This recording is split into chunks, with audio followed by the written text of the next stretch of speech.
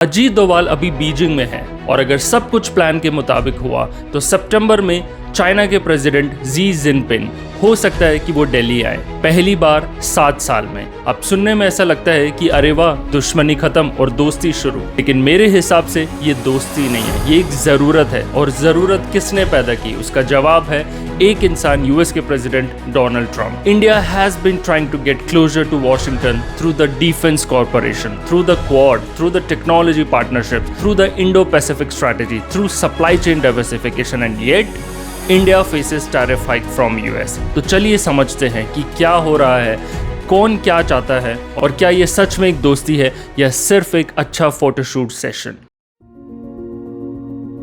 Doval India का national security adviser Beijing में 25th round की स्पेशल रिप्रेजेंटेटिव्स टॉक्स के लिए है। ये वही स्पेशल रिप्रेजेंटेटिव्स मैकेनिज्म है जो बाउंड्री डिस्प्यूट सुलझाने के लिए 2003 में बनाया गया था वाजपेयी सरकार में। डोभाल के चाइनीज काउंटर पार्ट है वैंग यी, जो चाइना के फॉरेन मिनिस्टर भी हैं। ये मीटिंग इसलिए इंपॉर्टेंट है क्योंकि इसके तुरंत बाद सितंबर 12 और 13 को दिल्ली में ब्रिक्स समिट है, जिसकी होस्ट खुद इंडिया ही है। और ये उम्मीद है कि चाइना के प्रेसिडेंट जी जिनपिंग इस समिट के लिए दिल्ली आएंगे। अगर जी आते हैं तो 7 साल में पहली बार कोई चाइनीज प्रेसिडेंट इंडिया आएगा। याद रखिए, कोई भी चाइनीज लीडर इंडिया में लास्ट टाइम 2019 में आए थे और उसके बाद 2020 में गलवान वैली क्लैश हुआ, जहां दोनों तरफ के सोल्जर्स शहीद हुए थे। रिश्ता पूरी तरह फ्रीज हो गया था। तो अगर जी सितंबर में दिल्ली आते हैं तो ये सिर्फ एक समिट विजिट ही नहीं, ये एक सिंबल है, ये एक पहचान है कि 5 साल की दुश्मनी के बाद कुछ अब बदल रहा है दोनों देशों के बीच। So once the visit happens, then naturally the headlines will say that India-China relations are back on the track. But I think that is the wrong way to look at it, because this is not a story about India and China becoming friends. It is a story about two rivals who are realizing that permanent confrontation is becoming too expensive for both the countries, and there is a much bigger question behind this. Who actually needs this reset more? India और China, दोनों देशों के बीच ये reset अचानक से नहीं हुआ है। इसको ट्रिगर किया है डोनाल्ड ट्रंप ने। पिछले साल जब ट्रंप ने इंडिया पर 50% टैरिफ लगाए थे रशियन ऑयल खरीदने की सजा में, तब एग्जैक्टली उसी हफ्ते में मोदी ने अपनी पहली चाइना ट्रिप की थी। 7 साल में पहली बार तेंजिन में जी से मिले और वहां जी ने कहा था कि ड्रैगन और एलिफेंट को साथ आना चाहिए। दोनों देश, इंडिया और चाइना, दोनों ही ट्रंप के टैरिफ वॉर के शिकार रहे हैं। चाइना पर तो 145% तक टैरिफ था किसी पॉइंट पे। तो दोनों ही देशों ने सोचा कि जब बड़ा भाई, जब यूएसए इस तरह से बिहेव कर रहा है तो पड़ोसी देश से रिश्ता थोड़ा सा सुधार लेते हैं। इसको डिप्लोमेसी में बोलते हैं स्ट्रेटेजिक ऑटोनॉमी, लेकिन सीधे शब्दों में ये एक इंश्योरेंस पॉलिसी है। और यही वजह है कि मैंने शुरू में कहा था कि एक दोस्ती नहीं है बल्कि एक ज़रूरत है। अब यहाँ पर मैं दोनों ही देशों को साथ रखने वाला हूँ। चाइना की तरफ देखिए, जब मई 2025 में इंडिया और पाकिस्तान के बीच कॉन्फ्लिक्ट हुआ ऑपरेशन सिंदूर, तब चाइना ने किसका साथ दिया? पाकिस्तान का, मिलिट्री इंटेलिजेंस और डिप्लोमेटिक सपोर्ट के साथ। China and Pakistan have one of Asia's deepest strategic partnerships, defence corporation, they have got infrastructure agreement, they have got CPEC. और ये सब तब हो रहा था जब चाइना इंडिया के साथ रीसेट का नाटक, नैरेटिव चला रहा था।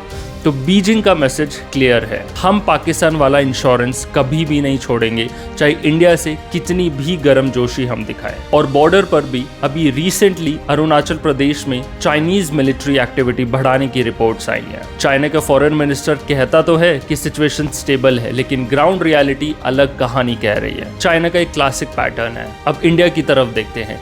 Every rupee India spends keeping thousands of soldiers and equipment deployed in extreme Himalayan conditions is money that could not be deployed somewhere else. India has got limited defense resources, it has got limited diplomatic bandwidth, and a massive development agenda it has got in front of itself. India wants to build roads, India wants to build ports, factories, it wants to have more of semiconductors, it wants to invest in AI, in defense manufacturing, in infrastructure. It wants to become a $5 trillion plus economy and eventually one of the world's major superpowers. And that creates a strategic contradiction. Can India simultaneously become a global power and remain permanently locked into a high intensity confrontation with China. यहाँ एक और भी सवाल उठाना जरूरी है। कांग्रेस के पवन खेरा ने एक अच्छा पॉइंट उठाया है। उन्होंने कहा है कि स्पेशल रिप्रेजेंटेटिव्स मैकेनिज्म जो वाजपेयी जी के टाइम रेजोल्यूशन के लिए बनाया गया था, अब वो सिर्फ मैनेजमेंट बन के रह गया है। मतलब डिस्प्यूट सुलझाना नहीं, बस उसको कंट्रोल में रखना। और ये पॉइंट गलत नहीं है। 15 साल हो गए हैं, 15 साल से ज़्यादा हो गए हैं एसआर टॉक्स चलते हुए, और एक्चुअल बाउंड्री लाइंस अभी भी वहीं पे है जहां पहले थी। बॉर्डर डिस्प्यूट्स आज भी रिजॉल्व नहीं हुए हैं। दूसरी तरफ इंडिया चाइनीज इन्वेस्टमेंट के लिए कुछ रेस्ट्रिक्शंस धीरे धीरे हटा रहा है, लेकिन साथ ही में ईवी, सोलर और बैटरी जैसे सेक्टर्स में चाइना से इंडिपेंडेंस बनाने के लिए अपना खुद का भी पैसा लगा रहा है। यानी हाथ तो मिलाओ, ये इंडिया की स्ट्रैटेजी है, लेकिन दूसरा हाथ अपनी जेब पर रखो। And this is where India China relationship becomes almost bizarre. Strategically, China is India's biggest long-term competitor. Economically, China is still deeply embedded in India's supply chain. In FY26, India exported roughly $19.5 billion worth of goods to China. But China exported around $132 billion to India. And that is a trade deficit of approximately $112 billion. Just think about that India and China can have a military confrontation, but Indian companies still have to import billions of dollars of Chinese machinery, Chinese equipment, Chinese technology into India. So when somebody says that India should just stop doing business with China, then the question arises that how? You cannot switch off a $130 billion import relationship overnight. And if you want to reduce your Chinese dependence, you first have to create different alternatives. You need to focus on alternative supply chains, on alternative technology, on scale, and that takes years. So India's actual objective is not that you need to stop dealing with China. India's main objective is that you need to deal with China without becoming too dependent on China, and that is a much smarter strategy. चलिए 1 minute के लिए पीछे चलते हैं, क्योंकि इसका पूरा context समझना जरूरी है। 2020 में गलवान क्लैश हुआ, रिश्ता दोनों देशों में पूरी तरह फ्रीज हो गया। ट्रेड कंटिन्यू रहा, लेकिन डिप्लोमेटिक और पॉलिटिकल लेवल पर एकदम ठंडा हो गया। 2022 में रशिया और यूक्रेन का वॉर शुरू होता है और चाइना और रशिया का रिश्ता और गहरा हो जाता है, जिससे इंडिया थोड़ा अनईजी होता है। 2024 अक्टूबर कजान में मोदी और जी की पहली फॉर्मल मीटिंग्स होती है ब्रिक्स समिट के साइड में। ये पहला साइन था कि बातचीत दोबारा शुरू हो सकती है दोनों देशों के बीच में। अगस्त 2025 में मोदी खुद तियानजिन जाते हैं एससीओ समिट के लिए, और ये वो मोमेंट था जब ड्रैगन और एलिफेंट के साथ आने वाली लाइन आई थी। और अब 2026 में हम उसी साइकिल के एक अगले स्टेप पर खड़े हैं, अजीत डोवाल और वैंग टॉक्स और possible Xi visit to Delhi.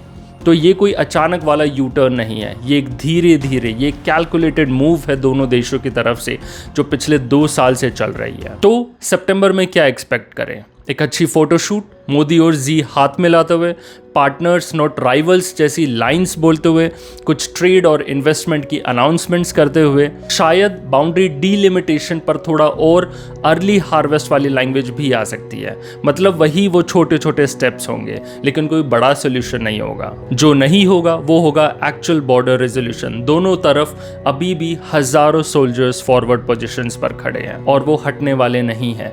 China अपना पाकिस्तान वाला रिश्ता भी नहीं खत्म करने वाला है। तो इसका ये मतलब है कि एक टैक्टिकल मूव है, स्ट्रेटेजिक रीसेट नहीं।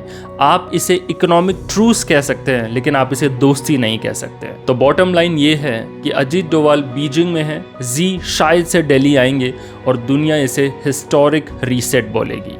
लेकिन असली कहानी ये है कि दोनों देश अपनी मजबूरी में एक दूसरे के करीब आए हैं और ना कि दिल से एक दूसरे के करीब आए हैं। और जब तक बॉर्डर की असली लाइन तय नहीं होती, जब तक चाइना अपना पाकिस्तान वाला इंश्योरेंस नहीं छोड़ता है, तब तक ये सिर्फ एक मैनेज्ड राइवलरी है जो कभी भी फिर से गर्म हो सकती है। From India's point of view, India does not need to defeat China. India needs to become strong enough so that China takes India seriously. And that strength won't come from one border agreement. It will come from multiple factors such as GDP, manufacturing, technology, defense capability, infrastructure, energy security, trade, and human capital. Because ultimately, the India-China competition is not going to go anywhere. It is not going to be decided by who gives a better speech at a summit, but it is going to be decided by who builds the stronger community and who builds the stronger country. And if India can stabilize its border, and it can reduce its dependence on China, and it can maintain strong relations with America at the same time, and if it can still engage China, then India gets something incredibly valuable. आपका क्या ख्याल है? क्या ये रिश्ते genuinely सुधरेंगे या ये सिर्फ ट्रंप के टैरिफ हटते ही फिर से ठंडा हो जाएगा? Do let me know in the comment section and I will see you in the next one.